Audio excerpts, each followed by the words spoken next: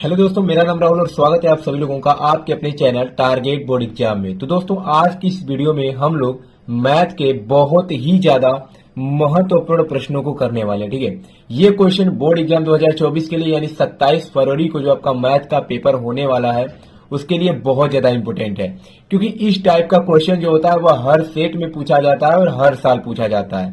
ठीक है, जैसे पहला क्वेश्चन है कि तीन धातु के ठोस घन जिनकी भुजाएं क्रमशः 3 सेंटीमीटर, 4 सेंटीमीटर और 5 सेंटीमीटर को पिघलाकर एक ठोस घन बनाया जाता है, इस प्रकार बने ठोस की भुजा ज्ञात कीजिए। ऐसा क्वेश्चन हर साल पूछा जाता है, तो इस क्वेश्चन को अच्छे से समझ लीजिए।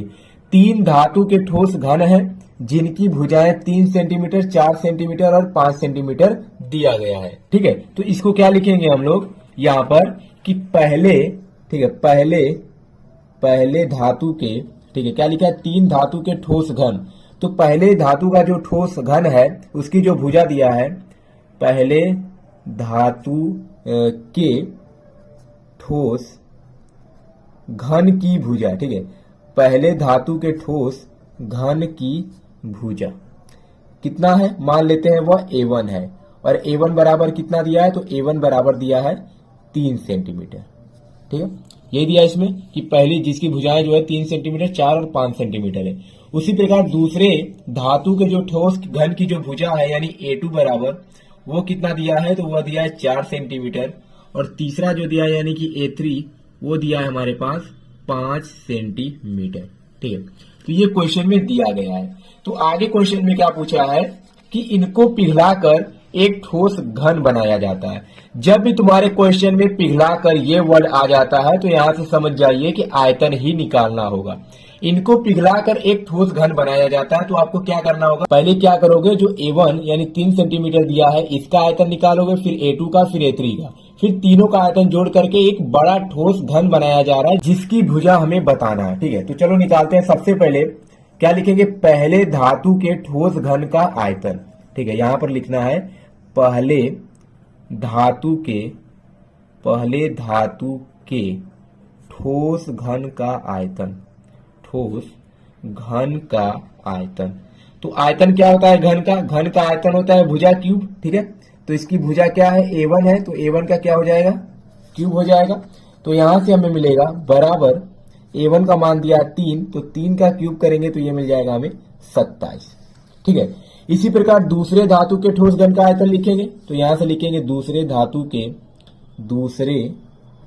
के ठोस घन का आयतन यानी किसका मान, A2 बराबर। ठीक है, A2 का क्या हो जाएगा, क्यूब हो जाएगा।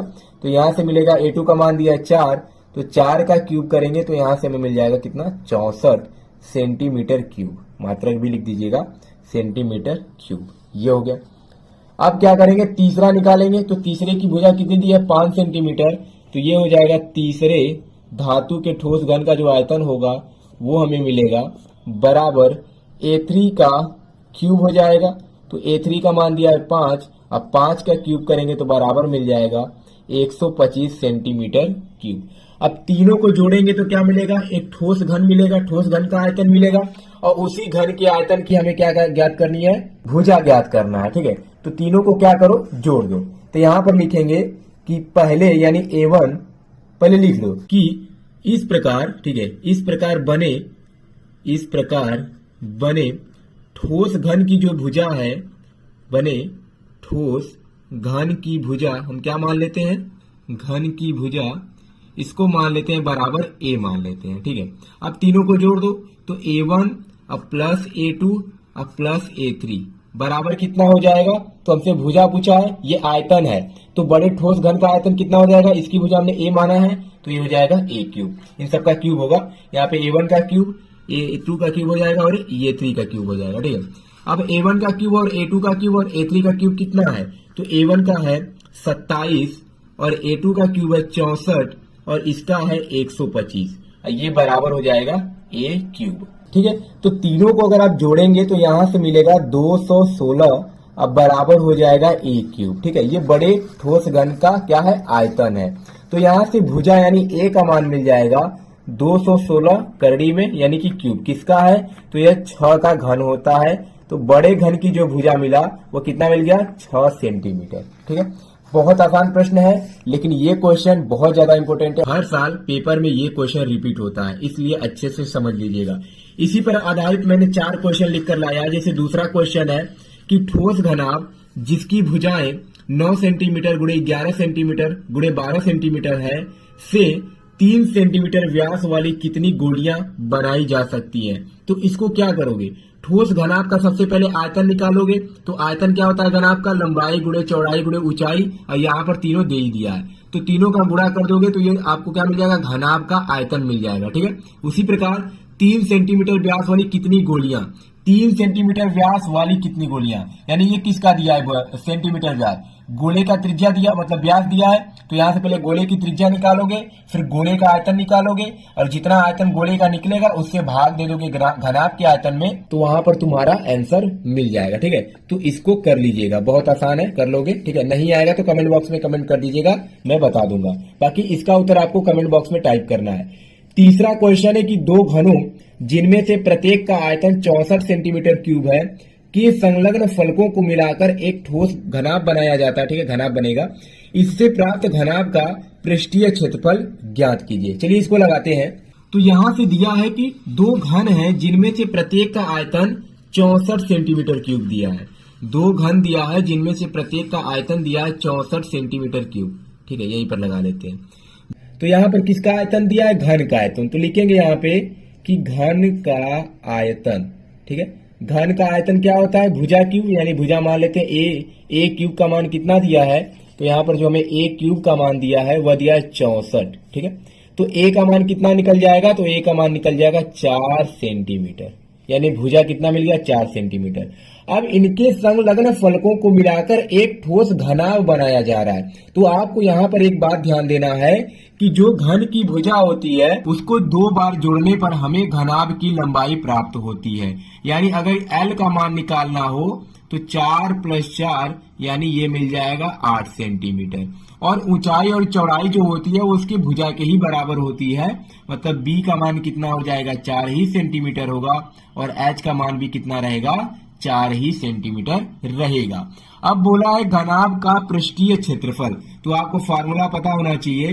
घनाभ का पृष्ठीय क्षेत्रफल का जो सूत्र होता है, पृष्ठीय क्षेत्रफल, ये बराबर होता है 2 ब्रैकेट में लंबाई गुणे चौड़ाई प्लस चौड़ाई गुणे ऊंचाई और प्लस ऊंचाई गुणे लंबाई, यानी LB + BH + HL। ठीक है, तो मान रख दो यहाँ पे, तो 2 ब्रैकेट में हो जाएगा, लंबाई का मान 8 दिया है तो 8 गुणे, B का मान 4 है, अब प्लस 4 गुणे 4, अब प्लस में हो जाएगा 4 गुणे 8। ठीक है, तो यहां से हल करेंगे तो 2 ब्रैकेट में 8 चौके 32 प्लस 4 चौके 16, अब प्लस 4 8 32 हो जाएगा। तो यहां से मिलेगा 2 गुणे 2 6 2 8 8 2 10 की 0 3 3 1 4 4 3 7 1 8, इसको गुणा करेंगे 2 8 16, यानी 160 क्या मिल जाएगा, सेंटीमीटर स्क्वायर, क्योंकि क्षेत्रफल है, तो 160 सेंटीमीटर स्क्वायर इसका उत्तर हो जाएगा। ठीक है, बहुत अच्छा प्रश्न है। यहाँ पर बस आपको ध्यान देना है कि जो घन का आयतन, जो भुजा होती है घन की, वो लंबाई उसके 2 गुने के बराबर होती है, और चौड़ाई और ऊंचाई जो होता है वही सेम रहता है। ठीक है, तो बहुत ज्यादा इंपोर्टेंट क्वेश्चन है। अगला प्रश्न है कि 12 सेंटीमीटर गुणे 16 सेंटीमीटर तथा 20 सेंटीमीटर व्यास वाले धातु के 3 ठोस गोलों को पिघलाकर एक ठोस गोला बनाया जाता है। इस ठोस गोले का व्यास ज्ञात कीजिए। बहुत ज्यादा इंपोर्टेंट है, ये आपकी प्रीवियस ईयर में पूछा गया क्वेश्चन है। ठीक है, बहुत ज्यादा इंपोर्टेंट है, इसको देख लीजिएगा अच्छे से। क्या दिया है कि 12 सेंटीमीटर गुणे 16 सेंटीमीटर तथा 16 सेंटीमीटर तथा 20 सेंटीमीटर व्यास वाले धातु के 3 ठोस गोलों को पिघलाकर एक ठोस गोला बनाया जा रहा है। मतलब यहाँ पर क्या दिया हमसे, यहाँ पर बोला है पहले, यानी क्या दिया है, पहले धातु का जो ठोस गोला है उसकी त्रिज्या दिया है, या पहले ठोस की जो त्रिज्या है, पहले ठोस की त्रिज्या, पहले ठोस का व्यास दिया। ठीक है, व्यास दिया, त्रिज्या निकाल लेंगे। पहले ठोस का जो व्यास दिया है वो कितना दिया है, तो 12 सेंटीमीटर। तो यहां से त्रिज्या कितना हो जाएगा, यानी R1 मान रख देते हैं इसका, तो 12/2 यानी यह मिल जाएगा हमें 6 सेंटीमीटर। ठीक है, इसी प्रकार अगर दूसरे ठोस का व्यास देखते हैं तो दूसरे जो ठोस का व्यास दिया है वो बराबर दिया है हमें 16 सेंटीमीटर। ठीक है, इसकी त्रिज्या निकालेंगे तो R2 रख देते हैं, मान लो इसका मान, तो ये हो जाएगा 16/2 यानी ये मिल जाएगा 8 सेंटीमीटर।